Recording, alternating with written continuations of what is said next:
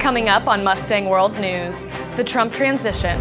Donald Trump continues to build his administration as Vice Presidential-elect Mike Pence takes charge of the transition team. President Obama is traveling to European countries on his last foreign trip as president. However, Obama is calming European fears of a Trump presidency. And finally, anti-Trump protests continue around the country in major cities and college campuses over a week after the election. Mustang World News starts now.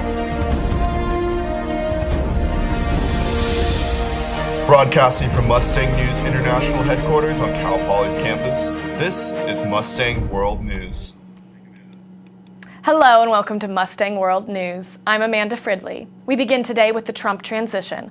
President-elect Donald Trump's transition teams are at work in New York and Washington, but the process has been called a rocky one. Diane Gallagher has the latest from Washington. Donald Trump has only been president-elect for a week, but his transition so far is turbulent, to say the least. In just the past 2 days, breaking protocol by ditching reporters for dinner. A Wednesday morning tweet storm railing against the New York Times, and reports of hirings and firings within his team. They wanted to go in a different direction. It was easy for me to hand it off to Mike Pence in his capable hands coming in. I think there is some confusion going on about a chain of command coming out of New York. Hopefully they'll get that settled pretty soon. Multiple leaks indicate that much of that confusion and infighting is linked to Trump's son-in-law and trusted advisor, Jared Kushner. But Trump tweeted Tuesday that the process is, quote, very organized, and his team has pushed back on the criticism. We feel really good about transition. I actually would just say it's false to say it's not going well. Meanwhile, signs of the transition making its way to Washington are finally here. Team leader and Vice President-elect Mike Pence dropped by the D.C. transition headquarters Wednesday, as did Newt Gingrich. The beginning of any transition like this has turmoil because it's just the nature of the process. But as the future of the Trump administration works on coming together, the country still appears to be very much divided. With protesters, some of them high school and college students, walking out of class, taking to the streets for a 7th day straight to express their feelings about Trump's election. In Washington, I'm Diane Gallagher. The president-elect is not only building his cabinet, but it looks like Trump is getting an early start on building relationships with U.S. allies. Trump is meeting with Japan's Prime Minister in New York Thursday. Shinzo Abe says he hopes to build trust with the president-elect. The meeting comes after Trump suggested during the campaign that the U.S. withdraw its troops stationed in Japan and South Korea. His suggestion stunned both long-standing allies. But a top aide to Abe says he's been told by Trump's transition team not to take Trump's previous remarks literally. As the president-elect works at home, President Obama is on his final overseas trip while in office, trying to reassure the country's allies. The trip includes stops in Athens, Greece, Germany, and Peru. Michelle Kaczynski has more. President Obama touches down on his final foreign trip in Athens. But first, at home, while the incoming Trump team feverishly prepares to run America, the outgoing president addressed the press and world after what he didn't think could happen did. And that's why ensuring a smooth transition is so important. It's not something that the Constitution explicitly requires, but it is one of those norms that are vital to a functioning democracy. That sounded like both reassurance as well as a dig, almost a warning, as he's asked point blank, are you concerned about a Trump presidency? He is coming to this office with fewer set, hard and fast policy prescriptions than a lot of other presidents might be arriving with. I don't think he is ideological. I think ultimately he's pragmatic in that way. And that can serve him well. Do I have concerns? Absolutely. Of course I've got concerns. You know, one of the things I advised him to do was to make sure that before he commits to certain courses of action, he's really dug in and thought through how various issues play themselves out. He said in his meeting with the president-elect last week, Donald Trump did express a commitment to NATO, despite his rhetoric on the trail, and is now rethinking what parts of Obamacare he might preserve. I think it's important for us to let him make his decisions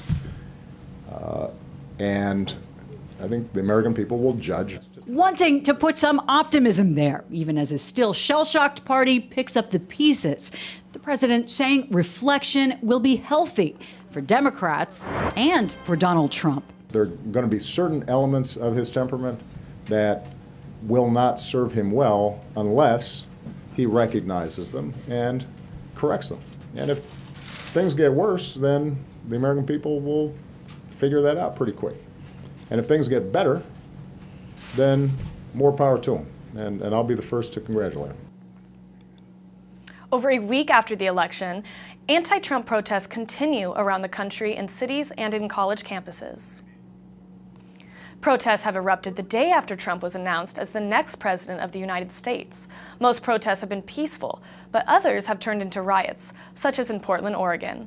President Obama and President-elect Trump has called for unity, but protests are likely to continue as Hillary Clinton's popular vote grows. Protests are even happening right here in San Luis Obispo. 2 days of protests in downtown SLO and one on Cal Poly's campus. Kara Benson covered the Cal Poly protest and has more from where the march began. A group of Cal Poly students are looking for change after the next president, Donald Trump, was announced. Students gathered at Mont Lawn Wednesday afternoon in protest of Trump. The protesters began at Mont Lawn, then made their way to the University Union, and as you can see, they've made their way to finish the event at Dexter Lawn. Comparative ethnic study major Tyler Lauren Brown initiated the protest through a post to SLO Solidarity's Facebook page. Here we go. No means no. Yes means yes. She wanted to bring people together after learning she wasn't the only one who felt uncomfortable when Trump was named president. For a lot of us, the future is not certain. It's very uncertain and it's very up in the air, and it's making a lot of people anxious. Rather than supporting what they feel was a hate-filled campaign, they wanted to Trump hate with love. Many students who attended the protest are scared of what their future holds. They believe Trump is racist, misogynistic, and homophobic. Honestly, it was terrifying because as a woman of color going into a field that is predominantly white men, I feel really concerned, and I feel like I'm in danger. Other Cal Poly students, however, voted for Trump themselves. In fact, Ryan Anderson thinks Trump is what's best for our country right now. That he loves all American people, wants the best for all American people, and that no one will be forgotten anymore.